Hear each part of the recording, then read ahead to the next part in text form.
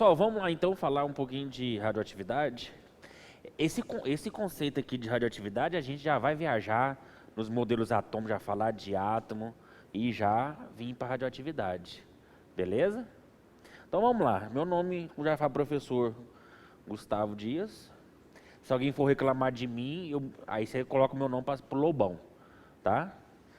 Tá? Para não ter problema. Então vamos lá, vamos começar aqui a falar um pouquinho para falar de radioatividade, falar de modelo atômico, eu tenho que falar de átomo. Agora, quando pergunta para vocês o que é um átomo, a gente tem que saber, não definir prótons, nêutrons, elétrons, isso aí até minha avó sabe. É saber, você visualizar o que é um átomo, dentro dos conceitos dos modelos atômicos.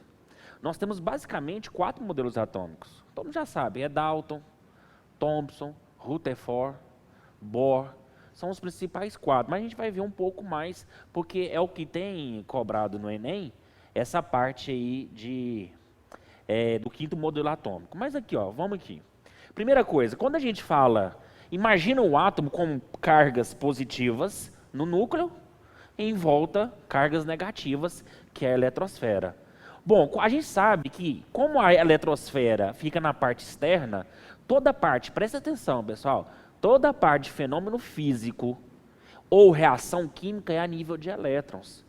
Vocês viram agora corrente elétrica, vocês devem ter visto como que se processa corrente elétrica, corrente contínua, corrente alternada. Tudo isso é fenômeno de quê? De elétrons. Por 2 motivos. Elétron, primeiro, porque fica já na superfície, é mais fácil de sair. Ó, o elétron já tá na parte externa. É muito mais fácil do que ele sair do que do próton. Segundo, porque o próton é gordo. E aí o elétron ele é magrinho. Então imagina, um gordo e um magro. Pode imaginar eu, tá, gente? Não tem importância não. Imagina você, 2 horas da manhã, um bairro perigoso aqui em Goiânia. Aí vem uma pessoa, você tá o gordo e o magro. Vem uma pessoa para te assaltar. Aí a pessoa fala que esse cara vai assaltar. Eu falei, e agora? Eu falei, agora a gente corre, né? Aí eu falei, pode correr. Porque eu não vou correr. Por que eu não vou correr? Porque se eu correr, o cara vai me alcançar tranquilamente e vai me roubar, eu vou estar cansado pra caramba. Então, deixa ele me roubar em alto estilo. Toma aqui meu celular, toma aqui. A mesma coisa próton e elétron. Próton não se sai do núcleo. Por quê? Porque é gordo. Porque a massa dele é bem maior do que do elétron. Quer ver a proporção? O próton é 1836 vezes mais pesado do que o elétron. Agora, quando a eletrosfera ela fica instável, o que o elétron faz? O que o átomo faz? Ligações químicas. Pessoal, quantas ligações nós temos? Quem fala? Quantas ligações nós temos? 3 ligações. As ligações químicas, elas dependem do quê? Depende do átomo que está lá. Pô, se você pega um metal que tem as características de doar elétrons, os metais têm características de doar. Por que doa? Para adquirir estabilidade. Essa é o principal objetivo. E tem alguns metais tem alguns átomos que não quer doar, quer receber. Ó, se você pega um átomo que quer doar, junta com o outro átomo que quer receber, ali eu tenho uma ligação química, que eu chamo de ligação iônica. Por quê? Porque o elétron vai sair de um e vai para o outro. Transferir o elétron, um ficou positivo e o outro fica o quê, pessoal? Negativo, ligação iônica, transformei em íons. Agora, se eu pego 2 átomos que ambos quer receber elétron, vai ligar? Lógico que vai. Eu preciso fazer ligação química. Qual é o objetivo da ligação química? Adquirir estabilidade, que no caso é ligação covalente. Quando eu junto 2 átomos que quer doar elétrons, os 2 quer doar, que são os metais, eu tenho a ligação que metálica. Então assim a gente já viu as 3 ligações, depois a gente vai aprofundar. Mas basicamente é isso. Agora, o nosso objetivo de estudo aqui, ó, é no núcleo. Quando o núcleo ele fica instável, ele não faz ligação química. A ligação química é só entre elétrons. A ligação química é só entre elétrons. Então, olha aqui, no núcleo, quando fica instável, emite partículas o quê? Radioativas. Nós vamos conhecer radioatividade, tem gente que já pensa em câncer logo de início, já pensa em bomba. É isso? Lógico que é. Mas também tem um lado bom, que hoje a gente não viveria sem a descoberta da radioatividade. Ó, olha a sequência dos modelos atômicos, que é o quinto modelo que eu falei que a gente vai ver hoje, que é o Schrödinger, né? Que é, hoje um átomo, ele é visto assim, ó, um borrão. Só isso. O átomo é um borrão, onde eu tenho o centro, que é o núcleo, e em volta dele os elétrons, que descrevem órbitas, depende do modelo que você está tratando. Hoje o modelo que mais cai é o modelo de órbita circular e também elíptica. Então se cair os dois, pode marcar verdadeiro. Ok? Então vamos ver aqui, ó. Começou com esses dois aqui, ó, e já caiu no Enem. Dois gregos. Caiu em questões de filosofia. Mas se a pessoa não tivesse visto aqui, ó, não tinha acertado a questão. Leucipo e Demócrito. O grego na época tinha muito tempo para pensar. Né? Eles não faziam nada da vida, então ficava pensando. Aí imagina, o Leucipo, que é o da esquerda, olhou para o Demócrito, que é o da direita, e falava assim, pensa numa pedra. Pensei. Agora quebra ela, ó, isso aí é, se fosse hoje é maconha, né? Mas naquela época eu não sabia o que era. Vamos quebrar ela, vamos quebrar. Como que a pessoa pensa? Mas tudo bem, vamos, se os caras estão pensando. Imagina, você quebra uma pedra, você tem duas pedras, questão de lógica, né?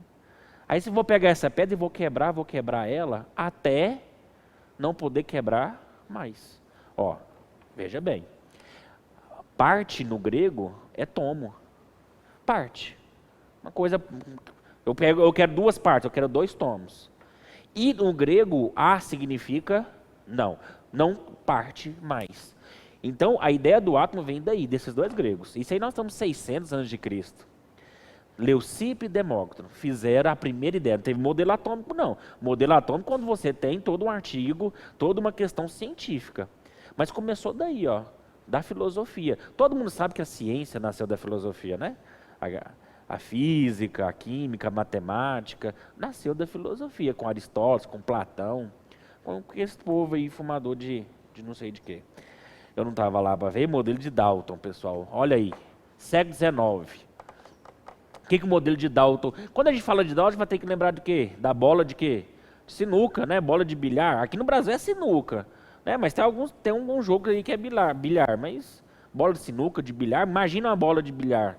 Ela é esfera, maciça. O que é maciça? Não é oca por dentro. E se eu... Cara, se aquele negócio cair no chão, não quebra, não.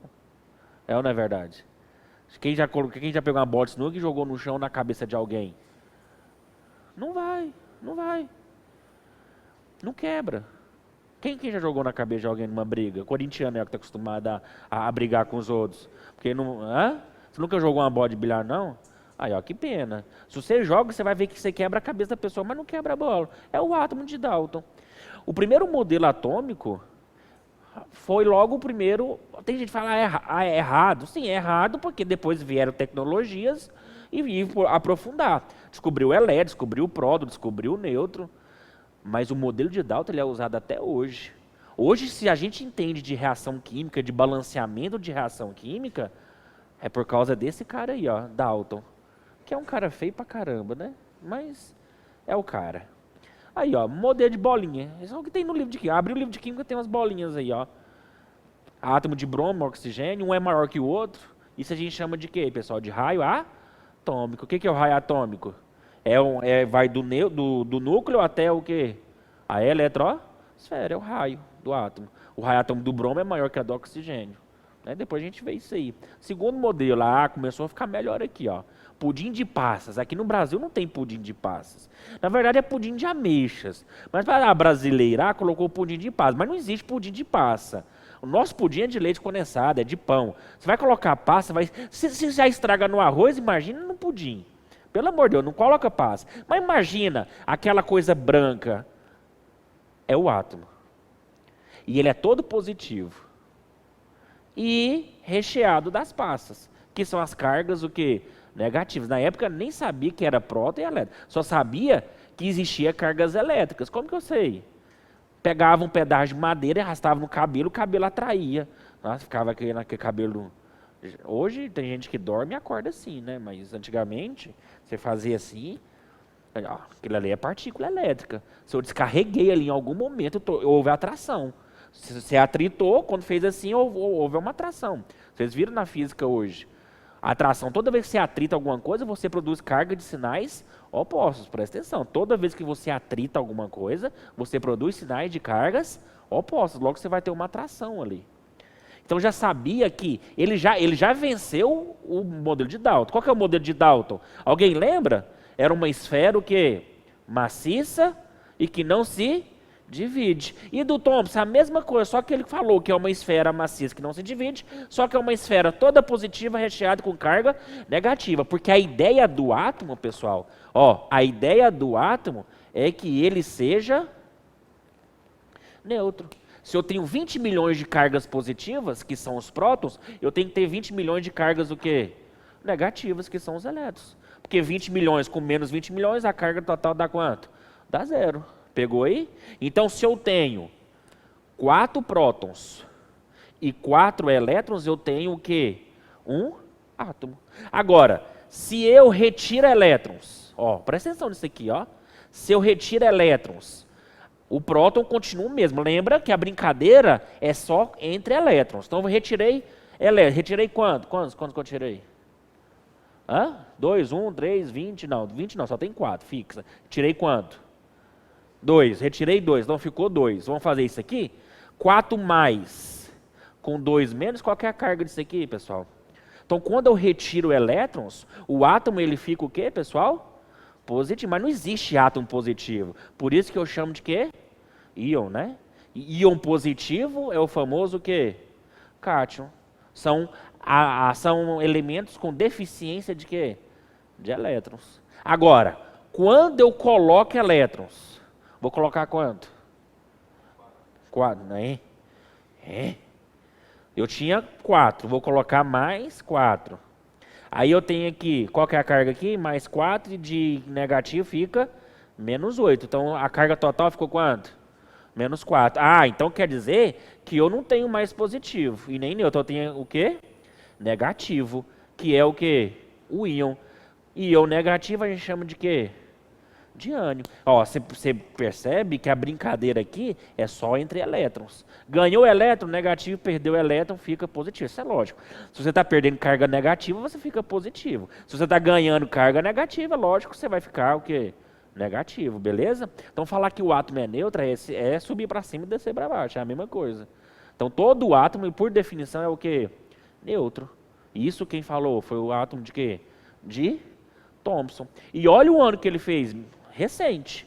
Recente assim, quando a gente fala de a nível mundo, né? Recente não, porque talvez, né?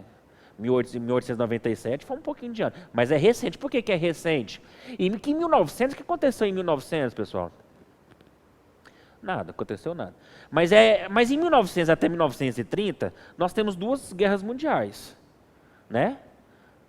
Não é verdade? Começou a primeira em 1910, e a outra começou em 39, não foi? Então, até 1940, nós tivemos 2 guerras mundiais. E o que é bom em guerra mundial? A morte. Não é as mortes, pessoal. Isso é pensamento corintiano. Você não pode pensar em morte. O que é bom? Evolução tecnológica. A tecnologia fez o quê? Evoluiu. E se evoluiu por causa dos cientistas da época. A época de Einstein. Quem já ouviu falar de Einstein? O corintiano já ouviu falar de Einstein? Aí, tá vendo? Não sabe, Tá vendo? É complicado. Planck, Heisenberg, nós vamos falar agora dele. Thomson. E o outro agora? Quem é o outro? O outro é Becquerel, que descobriu a radioatividade. Pessoal, sabe como que ele descobriu? Na época, o que o átomo era? Uma esfera positiva recheada com carga negativa, só. E não podia se dividir, não. Era uma esfera maciça e indivisível, não podia se dividir. Aí ele deixou um sal de urânio, uma chapa fotográfica, e a chapa ficou toda colorida. Aí ele olhou assim e falou, rapaz, mas que é isso aqui? Eu fumei ontem? Não. Eu bebi ontem? Não. Então por que tem alguma coisa aqui? Pessoal, o sal de urânio estava emitindo partículas. Ele descobriu a radioatividade. Depois morreu de câncer, né? Porque descobriu, morreu de câncer. Mas isso aí, né, problema dele. Ninguém mandou ele não se cuidar. Tá aí o sal de urânio. É bonitinho, ó. Vamos ler aqui rapidinho. Constatou que um composto que é um sal de urânio, não precisa saber o nome, representava a característica, olha a chapa fotográfica aí, ó. Ela ficou toda manchada. Quem já viu uma chapa fotográfica? Na época, aquelas filmes antigos, aqueles negativos, igualzinho. Pegou a luz, ele já fica a marcação. Então, como que um átomo que não se divide está se dividindo, está emitindo partículas? Porque o átomo, junto com os prótons e os elétrons, que na época nem tinha esse nome, não poderia se dividir. Então, a descoberta da radioatividade ela foi importantíssima para o terceiro modelo atômico. Qual que é o terceiro modelo atômico? Antes de falar, aí, ó, quem lembra? Quem já viu falar de Marie Curie? Né? Foi a mulher mais importante da primeira metade do século XX, até 1950. Marie Curie, junto com o marido, que os dois eram químicos. Marie Curie ganhou 2 prêmios Nobel por causa do estudo da radioatividade. Ela intensificou os estudos da radioatividade. Marie Curie participou da Primeira Guerra Mundial. Ela fez uma máquina de raio-x portátil e foi para a frente de batalha para poder detectar fraturas em soldados. Ela participou da guerra. Ela ganhou 2 prêmios Nobel e ela não pode buscar os 2 prêmios Nobel, porque mulher não pode buscar prêmio Nobel. Na época era só mulher. Nós estamos no alto machismo. Ninguém trabalhava com Marie Curie, só o marido dela. Por isso que ele foi tão importante. Porque ninguém aceitava trabalhar com ela. E Einstein, quando conheceu ela, falou: "Você foi a mulher mais inteligente que eu conheci." Olha para Einstein falar isso, a mulher era porra louca. Aí nós temos a Marie Curie. O filho dela, a filha dela também ganhou um prêmio Nobel. Pierre também ganhou um prêmio Nobel. O prêmio Nobel estava de promoção na época, tá, gente? Hoje já é mais difícil, mas hoje quem ganha um prêmio Nobel ganha 2 milhões de reais. Ó. Se você quer ganhar um prêmio Nobel, facinho. 2 milhões de reais, não, de dólares, desculpa. Então é facinho, é só você fazer alguma coisa. Mata o Lula, você ganha um prêmio Nobel. Ou o Bolsonaro. O Bolsonaro é mais difícil agora. O Lula já está na prisão, é facinho. Só pedir para alguém. Marie Curie morreu de câncer, lógico, né? Brincou com a radioatividade. Pierre Curie morreu de quê? Não, atropelado por uma carroça, velho. Sacanagem, né? A gente pensa que... Polônio. Ela descobriu o polônio. Por que chama polônio? Uma homenagem à terra natal dela, que ela é polonesa. Aí colocou polônio. Por quê? Porque ela quis. O rádio. Por que descobriu o rádio? Porque o elemento que ela descobriu estava do lado de um rádio. Aí ela falou que deu sorte e chamou de rádio. Esse pessoal fumava, pessoal. Isso aí não tem como. Mas aí você tem um terceiro modelo, Rutherford. Rutherford, só para ter uma noção, tem gente que acha o modelo atômico 400 anos de diferença. Não. Rutherford foi aluno de Thomson. Thomson ganhou o prêmio Nobel também. Estava de promoção. Aí foi professor de Rutherford. E o Rutherford conseguiu sobressair, ele ganhou o prêmio Nobel também. Porque estudou a radioatividade, e a radioatividade possibilitou estudar o átomo. Sabe por quê? Porque o átomo emite partículas radioativas. Alguém lembra das partículas? Alguém sabe? São 3, né? Quais são? Alfa, beta e gama. Você vai fazer o raio-x. Lá, raio-x, lá vai tirar uma chapa aí quebrou o pé e vai tirar. O raio-x vem da onde? Vem do núcleo da eletrosfera. Questão de Enem. Não, mentira, mas é questão. O raio-x vem da onde? Do núcleo da eletrosfera. Tudo vem do núcleo da eletrosfera, né? Então o raio-x vem da onde? Pessoal, fala aí de novo. Quais são as partículas radioativas que você falou aí? E gama. Então o raio-x vem da onde? Pode agredir ele? Pode? Corintiano, você que está acostumado? Pode jogar cadeira. Pessoal, o núcleo sai quantas partículas? Alfa, beta e gama. E o raio-x da eletrosfera. Porque o núcleo só sai o quê? De novo, vamos lá? Alfa, beta e gama. Então você tem um raio-x, raio cósmico, que é toda explosão galáctica sai raio cósmico. Vem da onde? Da eletrosfera. Então isso é questão de Enem mesmo. Brinquei, mas é. Por quê? Porque alfa, beta e gama é núcleo. O que não é alfa, beta e gama é o quê? É eletrosfera. Falhou. É eletrosfera. O alfa sai do núcleo, o beta e o gama. São 3 partículas menores que o átomo, porque se está saindo do átomo, que está saindo menor. É que nem você cagar, você vai cagar uma bosta maior que você. É ridícula essa comparação, mas eu adoro ela. Então, o que sai de você sempre vai sair o quê? Uma coisa menor. Então, primeira coisa, o modelo de Thomson já desiste por aí, pessoal. Já acabou. Por que o Thomson falou? Thomson falou que é uma esfera maciça e indivisível. Então já foi embora, já acabou. Por quê? Porque se um átomo emite partículas, quem descobriu essas partículas? Becquerel. Fala aí comigo, vamos lá, é bonito o nome. Vou colocar o nome Sofia, fala aí. Becquerel. Bora, gente. Vocês estão tímidos? Não, pelo amor de Deus. Em vez de coca, eu tinha que dar a pinga. Ó, vamos lá, o que é? O que é Becquerel? Descobriu a radioatividade. Então, quando ele descobriu a radioatividade, Thomson já foi pro beleléu. Aí o Rutherford, aluno dele, falou, deixa eu te ensinar. Ele pegou as partículas alfa e começou a bombardear um átomo. De acordo com Thomson e Dalton, o negócio ia bater e ia voltar tudo. Porque numa esfera maciça, então não tem espaço interno. Bateu, não entra não. Bateu, voltou. Mas aí ele percebeu que 90% das partículas passava. É mais ou menos isso aqui, ó. O gifzinho aí, ó. Algumas voltavam, mas a maioria passava. Ah, então o Rutherford descobriu, presta atenção que ele descobriu, que o átomo ele tem muito mais espaço vazio do que preenchido. O pessoal já pensa, se eu pegar essa parede aqui, ó, e juntar os espaços vazios de um lado e os espaços preenchidos, todo mundo passava por essa parede. O problema é que o átomo ele não se comporta dividindo vazio com cheio. Ele faz os dois ao mesmo tempo. Mas se eu pudesse dividir, todo mundo passava, inclusive eu. Olha pra você ver. Então o espaço é vazio pra caramba. Beleza?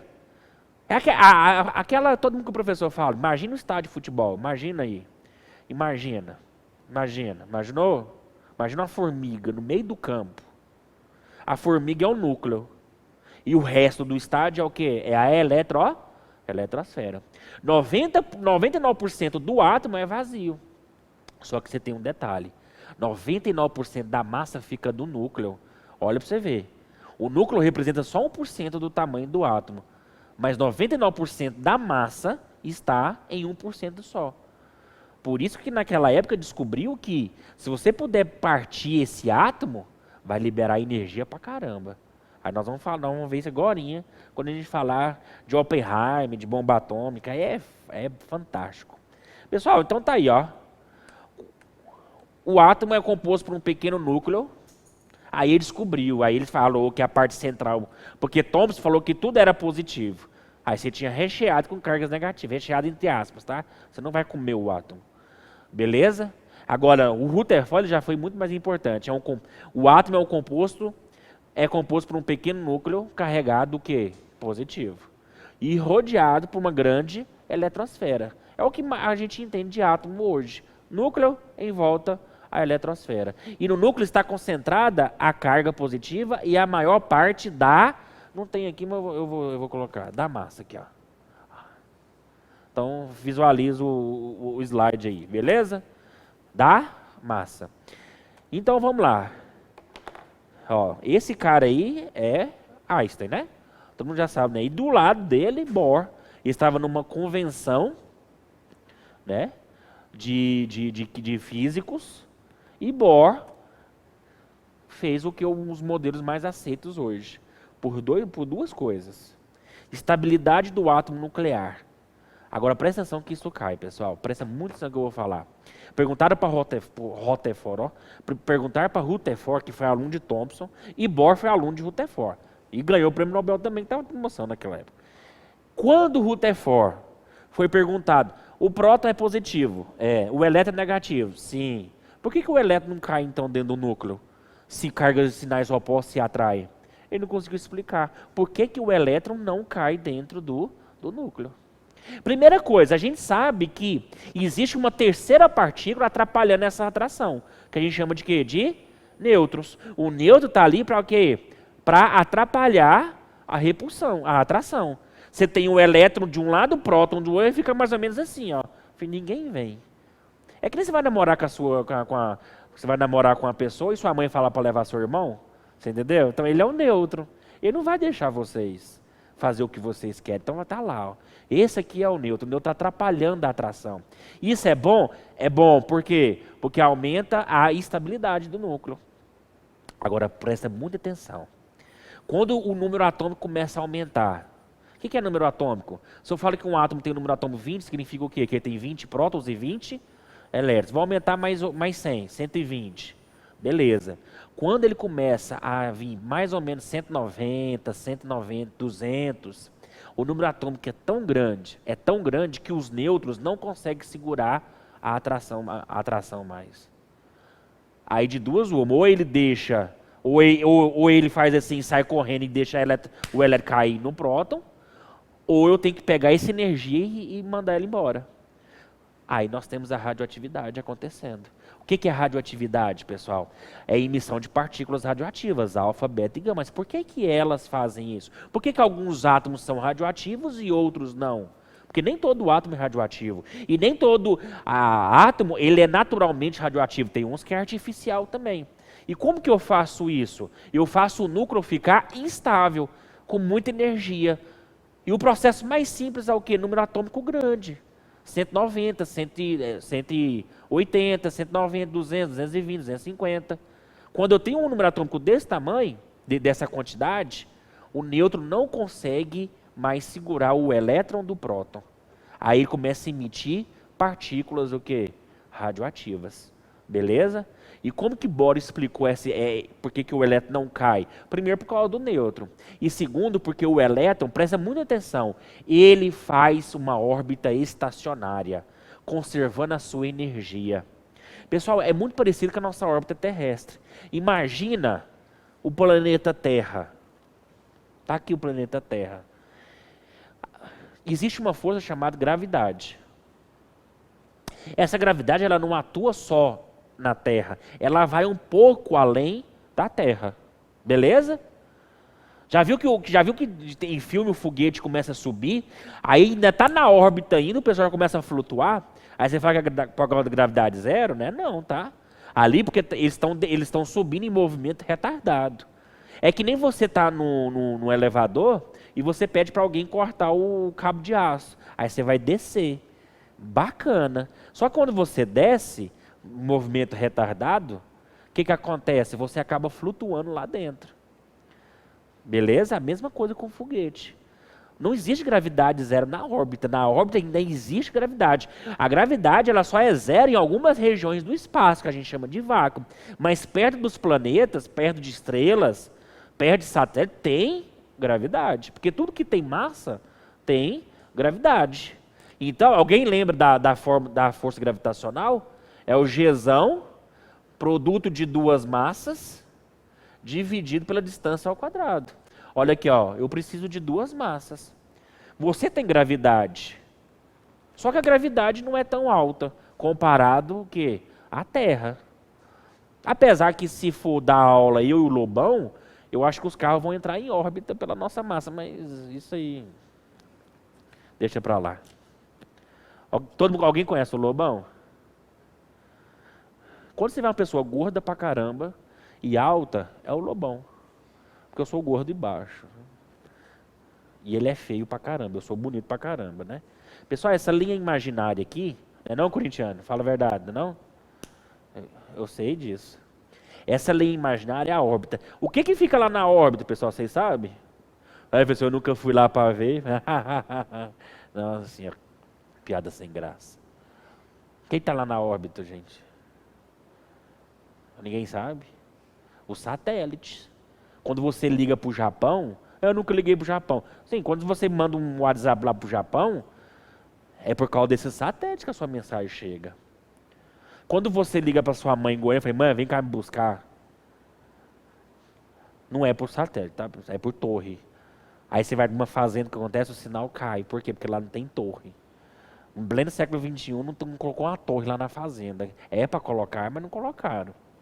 Mas quando você liga para o Japão, não tem como ficar colocando torre até lá no Japão, porque eu acho que colocar no oceano ia ficar um pouco complicado as torres, né? Então usa satélite. Você liga aqui do Brasil, aqui, ó. Aí o satélite ele envia lá para o Japão. Tá os satélites lá. E os satélites eles ficam lá flutuando. Eles nem saem e nem caem. Por quê? Porque lá a energia, fala aqui comigo, pessoal, energia conservativa. Repete, energia. Grava isso aí. Falou de modelo de Bohr, tem que lembrar de energia o quê? Conservativa. Aí é filé. Beleza? Por que é uma energia conservativa? É uma energia que nem diminui e que nem Aumenta, ela conserva. Os satélites, pessoal, eles ficam sempre rodeando o planeta Terra. Dura 90 minutos. Todo mundo fica dá em volta 90 minutos sem gastar energia. Primeiro porque não tem atrito, porque a gente está falando de vácuo. E segundo, a gravidade. Olha o que eu vou falar. A gravidade não é forte o suficiente para puxar o satélite de volta e nem é fraco para poder deixar o satélite ir para o espaço sideral. A mesma coisa com o átomo. O átomo faz órbita, igualzinha aqui, conservativa. O elétron não vai subir e nem vai descer. Por quê? Porque ele está em estado conservativo. Ah, professor, mas ele não vai sair do estado conservativo? Não. Qual que é a probabilidade de eu soltar esse pincel e ele subir? Qual que é a probabilidade? É a mesma probabilidade do Corinthians ser time bom. 0. Não tem jeito. Entendeu? Pessoal, se subir, se você largar um pincel e ele subir, você corre, porque alguma coisa vai acontecer ali. Eu acho que não é legal. Toda vez que eu soltar o pincel, vai cair? Vai. Por quê? Porque quando desce, eu vou para o estado conservativo. Uai, professor, como assim estado conservativo? Onde tem mais energia? Aqui em cima ou embaixo de onde estão vocês? Então, onde tem mais energia? Em cima. Porque a gente está falando de energia potencial gravitacional. Alguém lembra a formulazinha? Qual que é a fórmula da energia potencial gravitacional? Qual que é? Fala aí, mgh. Pô, você é foda demais. Depende do que? H é de quê? De altura. Quanto mais altura, maior o que? A N. Por isso que é difícil subir. Não é difícil? Imagina você subir uma ladeira. É difícil pra caramba. Eu nem faço isso. Eu faço dentro do carro, mas se for pra subir, não. Eu moro numa subida. Tem uma lanchonete, tem uma loja, um comérciozinho na esquina. Eu não vou. Porque é subida, se tivesse a descida, eu também não ia, porque eu tinha que voltar, né? Também não ia. Por que subir é tão difícil? Porque subir você está gastando energia, porque você está aí no estado do que? Mais energético. Isso é natural? Não é natural e nem bom. Então você tem que ir para onde? Para o estado de menor energia. Então qual que é a probabilidade do elétron cair dentro do núcleo? Nenhuma, porque está em estado o quê? Conservativo. A probabilidade dele cair do núcleo é a mesma de eu soltar o pincel aí para cima. E contra o gradiente de energia, e contra o que é natural, negativo. Então, primeiro, a estabilidade. Segundo, isso aqui, ó. Quando fizer o espectro colorido, olha aí que bonitinho, ó. A absorção do sódio, do mercúrio, do lítio, tá aqui, ó. Cada um é diferente. O que é esse espectro, pessoal? É a luz branca quando passa. Já viu que ela refrata nas 7 cores? Todo mundo já viu isso, né? Não é? O famoso arco-íris. Né? Aqui na entrada tinha o arco-íris formado, que veio o vidro, a luz passou pelo vidro e decompôs nas 7 cores. Quais são as 7 cores? Vamos lá? Alguém sabe? Primeiro começa com o quê? O mais baixo. Qual que é o mais baixo? O vermelho. O que está abaixo do vermelho eu chamo de quê? Infravermelho. Aí depois do vermelho vem o quê? Imagina o semáforo. Imagina o semáforo, começa com o vermelho. Depois vai o quê? Vai para o amarelo. Mas antes do amarelo fica um laranjado. Aí vem alaranjado, amarelo, depois do amarelo, verde, depois um azul mais clarinho, que é o anil, e o violeta. E o que está acima do violeta, que é o mais energético, é o ultravioleta. Tudo que for infra ou ultra, a gente nem escuta e nem vê. Olha as palavras de ordem, hein? No Enem. Infra e ultra, ou a gente não enxerga, ou a gente não ouve. Infrassom, o que é um infrassom? É um som que está abaixo da nossa audição. O que é o ultrassom? Está acima da nossa audição. Quem já fez o ultrassom, se você pudesse ouvir, imagina, quem já viu um porco gritando? Quando você vai tentar matar ele. Alguém já tentou matar ele? O coração não é fácil. Teve um dia que eu dei 42 facadas, eu lembro, e ele não morreu. E nem de sangue, saiu sangue e não caiu no porco. Aí ele ficou gritando. É ultrassom, o mesmo barulho do ultrassom. Só que a gente não consegue ouvir. Por quê? Porque está acima do nosso limite. Mesma coisa, infravermelho e ultravioleta. Infravermelho eu não consigo ver. Se eu pudesse ver, ia ser um borrão vermelho, que a gente libera infravermelho a todo momento. Ultravioleta, que é o raio que vem lá do sol, também a gente não vê. Então, olha as palavras de ordem, infra e ultra. Então, quando a luz branca vem, porque ela é policromática, porque é formada por 7 cromos, né? Ou seja, vai desde o vermelho até o violeta, e nós vimos que cada átomo tem um espectro diferente. Aí perguntou, por que tem espectro diferente? Aí foi isso aqui, ó. Aí vem o átomo de Bohr. Vamos estudar. De acordo com o modelo de Bohr, os elétrons se movem em órbitas definidas ao redor do núcleo. Isso aí, beleza, né? Essas órbitas são localizadas a uma certa distância do núcleo. Tá aí a luz branca passando e dividindo nas 7 cores. Beleza? Mas o mais importante é isso aqui, ó. Isso aqui é importante. Quando o elétron muda de camada. Ele pode mudar? Pode.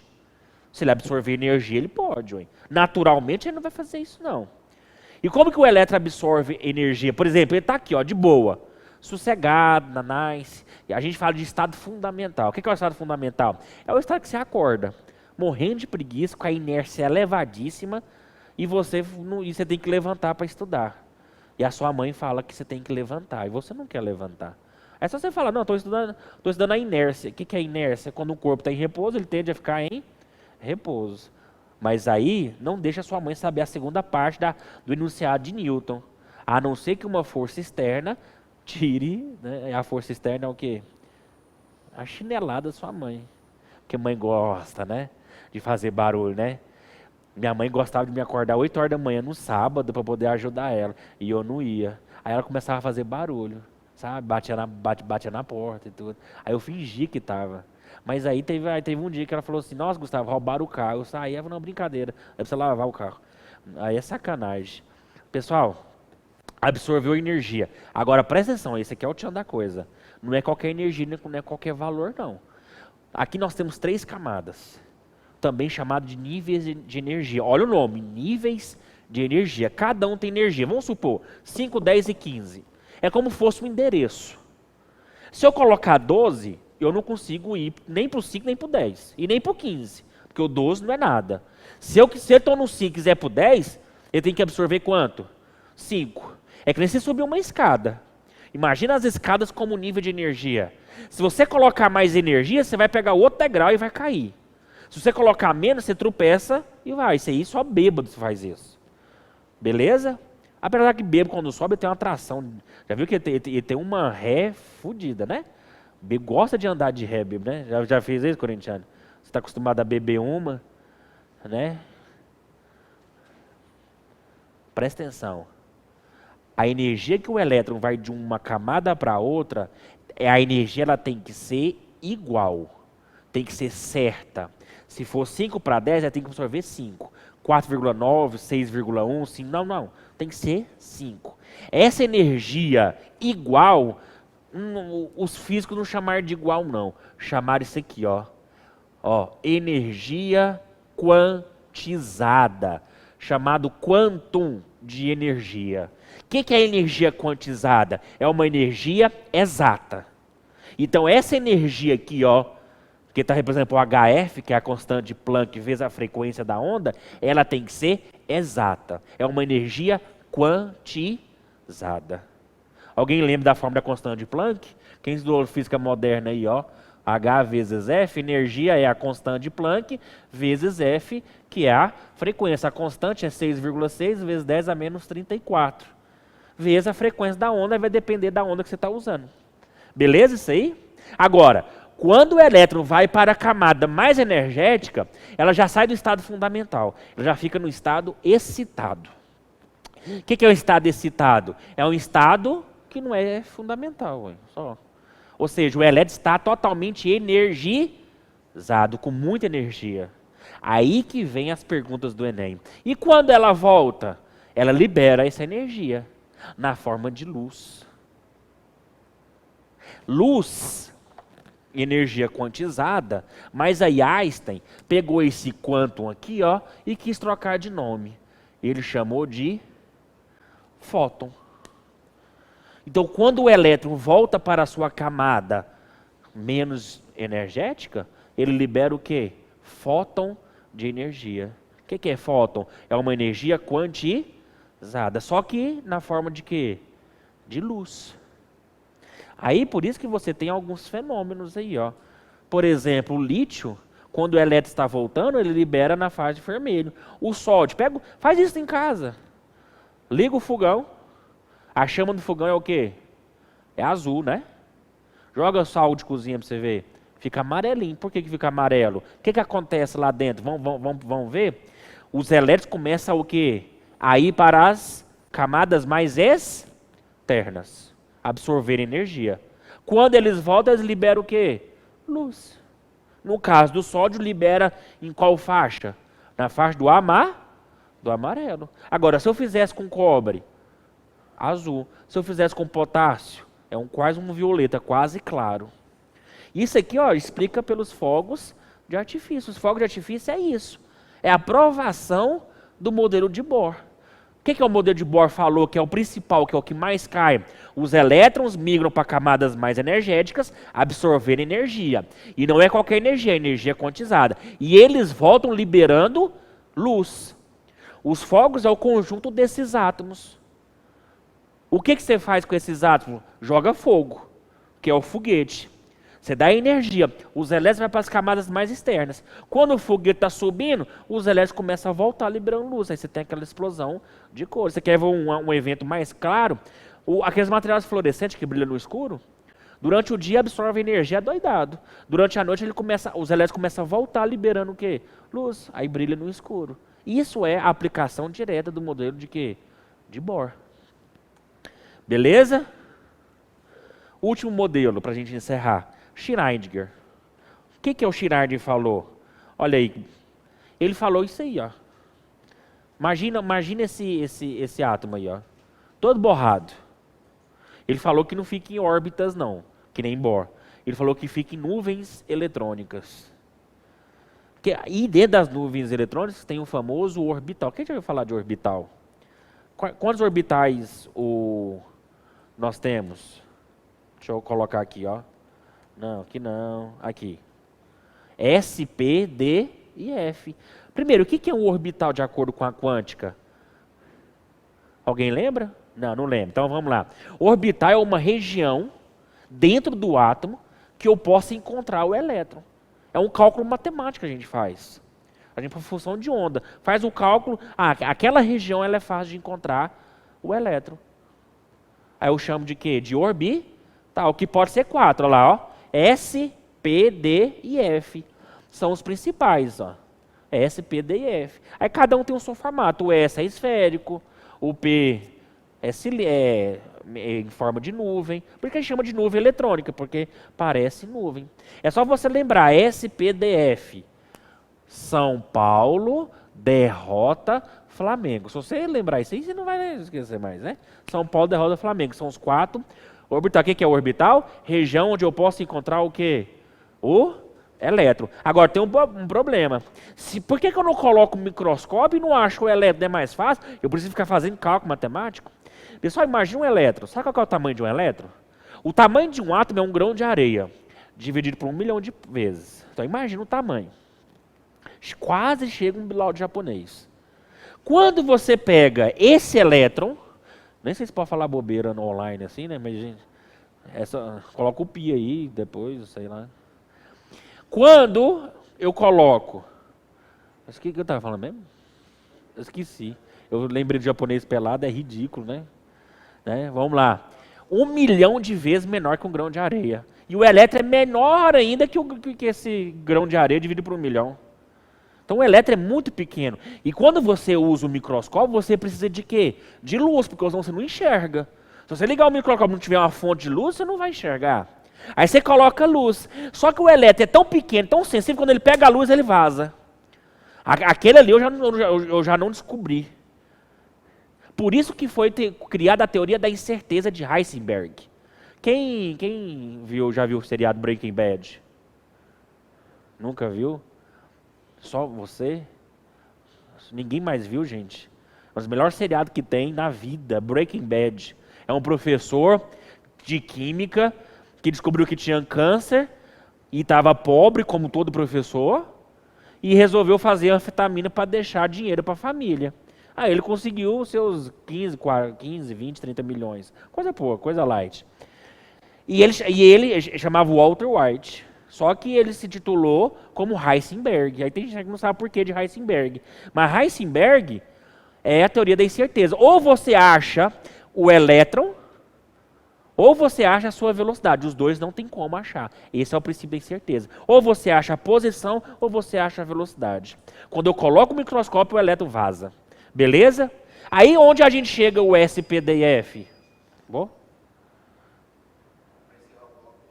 Tá.